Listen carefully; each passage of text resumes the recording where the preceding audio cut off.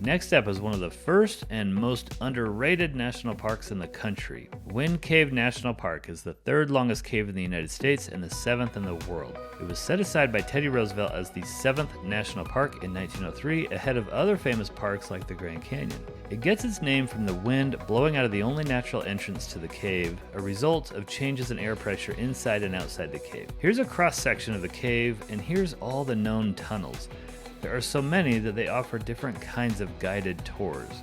Just make sure to get your tickets in advance. The cave is famous for this interesting formation called boxwork.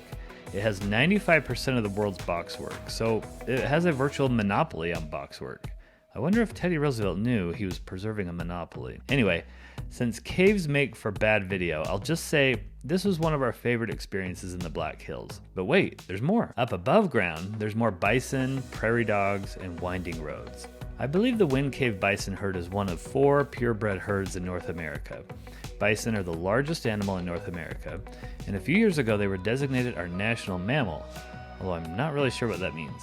If you've never been this close to a bison, let me tell you, you'll be a little freaked. They're big enough to push your vehicle over if they want to.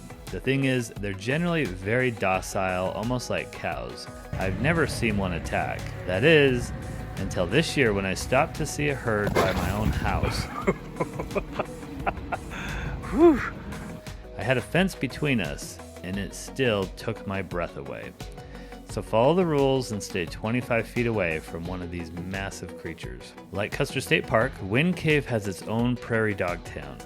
These guys are just fun to watch, but there were so many I was afraid I'd run one over. The Wind Cave Scenic Loop was a really nice treat, on par with Wildlife Loop in Custer State Park. I'm telling you, South Dakotans really know how to build roads.